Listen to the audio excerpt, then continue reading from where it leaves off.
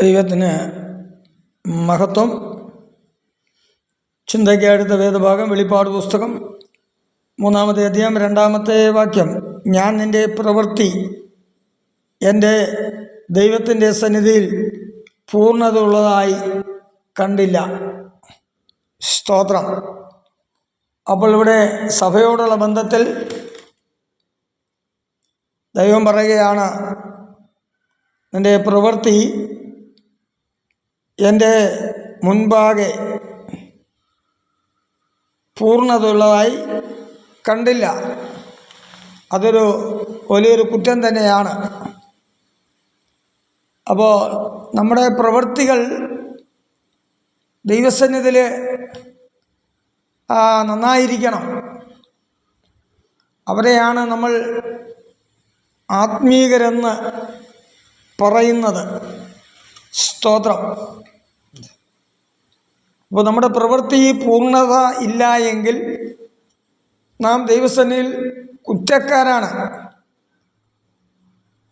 അതായത് റോമാലേഖനം 12-ാമത്തെ അധ്യായം 2-ാമത്തെ വാക്യത്തിൽ ഈ ലോകത്തിന് അനുരൂപമാകാതെ നന്മയും പ്രസാദവും പൂർണ്ണതയുമുള്ള ദൈവഹിതം ഇന്നതെന്ന് തിരിച്ചറിയേണ്ടതിന് മനസ്സ് പുതുക്കി രൂപാന്തരപ്പെടുവിൻ. റോമയിലുള്ള വിശ്വാസികളോട് പറയുകയാണ്, ഈ ലോകത്തിൽ നിങ്ങൾ അനുരൂപരാകരുത്. ആയിക്കഴിഞ്ഞാൽ നിങ്ങളുടെ പ്രവൃത്തി പൂർണ്ണതയിലേക്ക് എത്തുകയില്ല. അതാണ്. അപ്പോൾ അനുരൂപമാകാതെ നന്മയും പ്രസാദവും പൂർണ്ണതയുമുള്ള ദൈവഹിതം ഇന്നതെന്ന് തിരിച്ചറിയേണ്ടതിന് മനസ്സ് പുതുക്കി രൂപാന്തരം. അപ്പം മനസ്സിനൊരു പുതുക്കമുണ്ടാകണം. എങ്കിൽ മാത്രമേ നമുക്ക് ദൈവസന്നിധിയിൽ നമ്മുടെ പ്രവൃത്തികൾ പൂർണ്ണതയുള്ളതായി തീരുകയുള്ളൂ. കൊലോസ്യ ലേഖനം 4-ാമത്തെ വാക്യത്തിൽ, നിങ്ങൾ ഒരുത്തനായി ക്രിസ്തുയേശുവിൻ്റെ ദാസനായ എപ്പഫ്രാസ് നിങ്ങളെ വന്ദനം ചെയ്യുന്നു.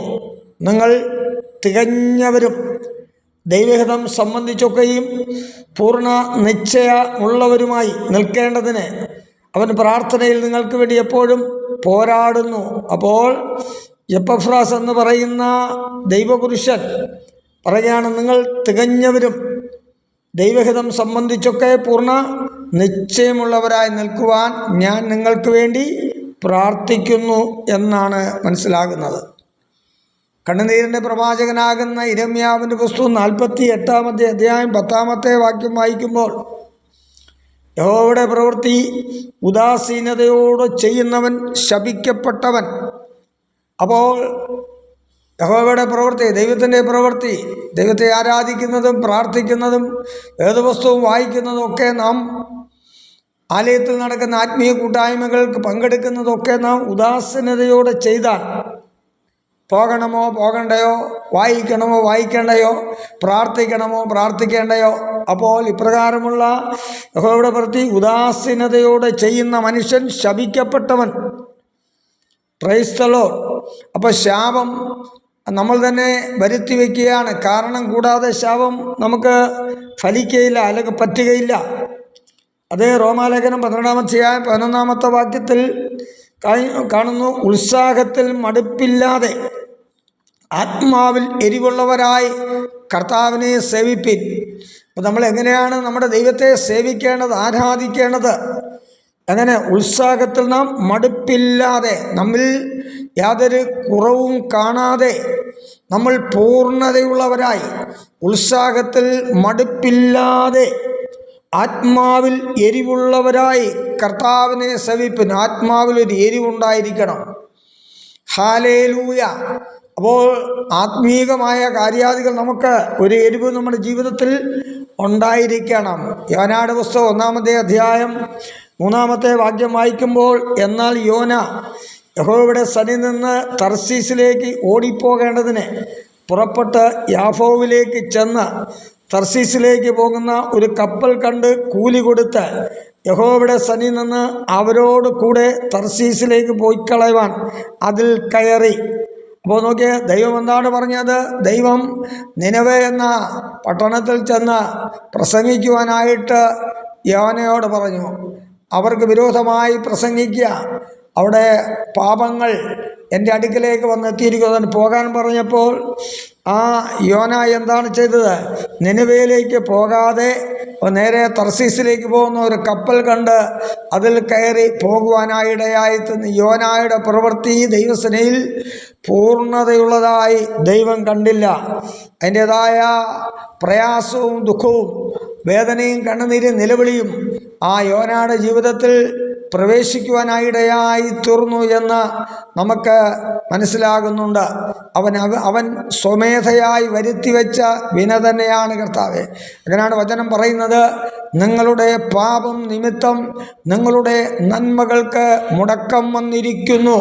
ഹല്ലേലൂയ. അപ്പോൾ ഒരു വ്യക്തിയുടെ നന്മയ്ക്ക് മുടക്കം, ഒരു കുടുംബത്തിൻ്റെ നന്മയുടെ മുടക്കം അത് അവർ തന്നെയാണെന്നാണ് വചനം പറയുന്നത്. നിങ്ങളുടെ പാപം നിമിത്തം നിങ്ങളുടെ നന്മയ്ക്ക് മുടക്കം വന്നിരിക്കുന്നു. യോനായ്ക്ക് മഹാമത്സ്യത്തിൻ്റെ വയറ്റിൽ കിടന്ന് അയ്യം വിളിക്കേണ്ട അവസ്ഥ വന്നു.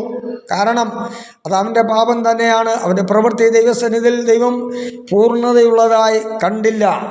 നമ്മൾ ലൂക്കോസ് 22:24 വാക്യം വായിക്കുമ്പോൾ, തങ്ങളുടെ കൂട്ടത്തിൽ ആരെയാകുന്നു വലിയവനായി എണ്ണേണ്ടത് എന്നതിനെ ചൊല്ലി ഒരു തർക്കവും അവരുടെ ഇടയിൽ ഉണ്ടായി.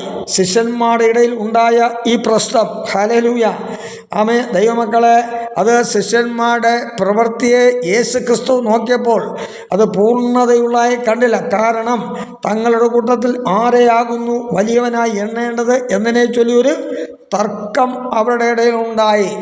ഉണ്ടാകാൻ പാടില്ലാത്ത കാര്യമാണ് അവരുടെ ഇടയിൽ ഉണ്ടായത്. ആമേൻ. അപ്പോൾ കർത്താവ് അതിന് മറുപടി അവർക്ക് നൽകുന്ന ഒരു ഭാഗമുണ്ട്. കർത്താവ് ഇങ്ങനെയാണ് പറയുന്നത്, ആമേൻ, സ്തോത്രം. ആ യേശു അവരോട്, നിങ്ങളിൽ വലിയവൻ ഇളയവനെ പോലെയും നായകൻ ശുശ്രൂഷിക്കുന്നവനെ പോലെയും ആകട്ടെ. അപ്പോൾ നിങ്ങളുടെ ഇടയിൽ എന്താണ് വേണ്ടത്? വലിയവനാ എന്ന് തോന്നുന്ന, എനിക്ക് വലിയവനാകണം എന്നുള്ള ചിന്ത ഉള്ളവർ ഇളയവനെ പോലെ ആയിക്കോണം. ഇനി നിങ്ങൾ എനിക്ക് നായകനായി മാറണം, എനിക്കിവിടെ നേതാവായി തീരണം എന്ന് ചിന്തിക്കുന്ന മനുഷ്യൻ നായകൻ ശുശ്രൂഷിക്കുന്നവനെ പോലെ, ഹല്ലേലൂയ, ആയിത്തീരണമെന്നാണ് കർത്താവ് പഠിപ്പിച്ചത്. അതാണ് മാർക്കോസിൻ്റെ സുവിശേഷം 10-45 വാക്യത്തിൽ, ആമേൻ, സ്തോത്രം, യേശു പറഞ്ഞത്, മനുഷ്യപുത്രൻ, പ്രൈസ് ദി ലോർഡ്, മനുഷ്യപുത്രൻ ശുശ്രൂഷ ചെയ്യിപ്പാനല്ല ശുശ്രൂഷിപ്പാനും അനേകർക്ക് വേണ്ടി തൻ്റെ ജീവനെ മറുവിലയായി കൊടുപ്പാനും അത്രേ വന്നത് എന്ന് പറയാം. അപ്പോൾ നോക്കിയേ, കർത്താവ് തന്നെ ശിഷ്യന്മാരോട്, തന്നെ അനുഗമിച്ച വ്യക്തികളോട് പറഞ്ഞു, മനുഷ്യപുത്രൻ ശുശ്രൂഷ ചെയ്യിപ്പാനല്ല, പിന്നെ ശുശ്രൂഷിപ്പാനും അനേകർക്ക് വേണ്ടി തൻ്റെ ജീവനെ മറുവിലയായി കൊടുപ്പാനുമാണ് വന്നത് എന്നാണ് നമ്മുടെ കർത്താവ് പഠിപ്പിച്ചത്. ആകയാൽ ഈ നിമിഷത്തിൽ ഈ വചനം കേൾക്കുന്ന പ്രിയപ്പെട്ട സഹോദരങ്ങളെ, ദൈവമക്കളെ, സഹോദരിമാരെ, നമ്മുടെ പ്രവൃത്തി ദൈവത്തിൻ്റെ സന്നിധിയിൽ പൂർണ്ണതയുള്ളതായിരിക്കണം. ഹല്ലേലൂയ. ഇപ്രകാരമുള്ള വ്യക്തികളെയാണ് നാം ആത്മീകർ എന്ന് പറയുന്നത്. ദൈവസന്നിധിയിൽ ഒരു ആത്മീകൻ്റെ പ്രവൃത്തി എപ്പോഴും പൂർണ്ണതയുള്ളതായിരിക്കും എന്ന് പറഞ്ഞു കഴിഞ്ഞാൽ, ഒരു ആത്മീകനായ മനുഷ്യൻ, ഒരു കുടുംബസ്ഥനായ മനുഷ്യൻ, അവൻ അധികാലത്ത് എഴുന്നേറ്റ് പ്രാർത്ഥിക്കും. തൻ്റെ പ്രാർത്ഥനയിൽ തൻ്റെ കുഞ്ഞുങ്ങളെ കൂടി ആ പ്രാർത്ഥനയിൽ ആ പ്രിയപ്പെട്ടവൻ ഉൾപ്പെടുത്തുക തന്നെ ചെയ്യണം. പിന്നെ ആ മനുഷ്യൻ ദൈവവചനം വായിക്കണം, വചനം ധ്യാനിക്കുന്ന മനുഷ്യനായിരിക്കണം, സന്ധ്യാപ്രാർത്ഥനകൾ തൻ്റെ വീട്ടിലുണ്ടായിരിക്കണം. ഹല്ലേലൂയ. അങ്ങനെ ആമേൻ, ഒരു വ്യക്തിയുടെ തൻ്റെ വീട്ടിൽ നല്ല മാതൃകാ ജീവിതം നയിക്കുക തന്നെ വേണം. മാത്രമല്ല, അവിടെ കൊണ്ട് തീർന്നില്ല, ആലയത്തിൽ നടക്കുന്ന ആത്മീയ കൂട്ടായ്മയിൽ മുടക്കം കൂടാതെ പങ്കെടുക്കണം. ആലയത്തിലും സമൂഹത്തിലും നാം നല്ല മാതൃകാ ജീവിതം നയിക്കുന്നതായിരിക്കണം. ഹല്ലേലൂയ, നയിക്കുന്നവരായിരിക്കണം. ഇതാണ് പൂർണ്ണതയുള്ള ജീവിതമെന്ന് നാം മനസ്സിലാക്കേണ്ടത്. ഇപ്രകാരമുള്ള കുടുംബത്തെ സർവശക്തനായ ദൈവം അനുഗ്രഹിപ്പാൻ മാനിപ്പാനായിടയായിത്തീരും. വചനം ഇങ്ങനെ പറയുന്നു, എന്നെ മാനിക്കുന്ന മാനിക്കുന്നവരെ ഞാൻ മാനിക്കുമെന്നാണ് പറഞ്ഞത്. അപ്പോൾ പൂർണ്ണതയുള്ള ജീവിതം എന്താണ്? ഒരു കുടുംബത്തോടുള്ള ബന്ധത്തിലായാലും ഹല്ലേലൂയ ആമേൻ, അധികാലത്ത് എഴുന്നേറ്റ് നമ്മൾ പ്രാർത്ഥിക്കുക, നമ്മുടെ കുഞ്ഞുങ്ങളെ ഉൾപ്പെടുത്തുക, അവരെ വിട്ട് വചനം വായിപ്പിക്കുക, നാം സ്വയം വചനം വായിക്കുക, വചനം ധ്യാനിക്കുക. ഹല്ലേലൂയ. അങ്ങനെ ആമേൻ, നാം നമ്മുടെ കുടുംബത്തിൽ നാം നല്ല മാതൃകയുള്ളവരായിത്തീരണം. അപ്രകാരം തന്നെ നാം നമ്മുടെ സമൂഹത്തിലും നമ്മുടെ ആലയങ്ങളിലും നാം നല്ല മാതൃകാ ജീവിതം നയിക്കുന്നവരായിരിക്കണം. ഇവരെയാണ് ഒരർത്ഥത്തിൽ നമ്മൾ മനസ്സിലാക്കുന്നത്. ഇവിടെ പ്രവൃത്തി ദൈവസന്നിധിയിൽ പൂർണ്ണതയുള്ളതായി കാണുകയാണ് ചെയ്തത്. ഇവിടെ അവൻ സഭയോടുള്ള ബന്ധത്തിൽ പറയുന്നു, ഞാൻ നിൻ്റെ പ്രവൃത്തി എൻ്റെ ദൈവത്തിൻ്റെ സന്നിധിയിൽ പൂർണ്ണതയുള്ളതായി കണ്ടില്ല. അപ്പോൾ നമ്മുടെ പ്രവൃത്തിയും പൂർണ്ണതയുള്ളതായി ദൈവം കണ്ടില്ല എങ്കിൽ ഹല്ലേലൂയ, നാം ദൈവസന്നിധിയിൽ കുറ്റക്കാരായി തീരുകയാണ്. ഹല്ലേലൂയ. ആകയാൽ ഈ വചനം കേൾക്കുന്ന പ്രിയപ്പെട്ടവരോട് എനിക്ക് പറയാനുള്ളത്, നമ്മുടെ പ്രവൃത്തികൾ എല്ലായ്പ്പോഴും പൂർണ്ണതയുള്ളതായി തീരണമെന്ന് ഞാൻ ദൈവനാമത്തിൽ ഓർപ്പിക്കുന്നു. ഒരു നിമിഷം പ്രാർത്ഥിക്കാം. നിത്യനായ ദൈവമേ, ആമേ, ഞങ്ങളുടെ കർത്താവായ യേശുവേ, ഞങ്ങളുടെ ഓരോരുത്തരും പ്രവൃത്തികൾ തിരുസന്നിധിയിൽ എല്ലായ്പ്പോഴും പൂർണ്ണതയുള്ളതായിരിക്കാൻ കർത്താവ് ഞങ്ങളെ സഹായിക്കണമേ എന്ന് പ്രാർത്ഥിക്കുന്നു. അത് ഞങ്ങൾക്ക് വേണ്ടുന്ന ബുദ്ധി, ജ്ഞാനം ഒക്കെ തന്ന് ഞങ്ങളെ അനുഗ്രഹിക്കും. പ്രാർത്ഥനയുടേക്കായി സ്തുതിക്കുന്നു. യേശുവിൻ നാമത്തിൽ തന്നെ. ആമേൻ.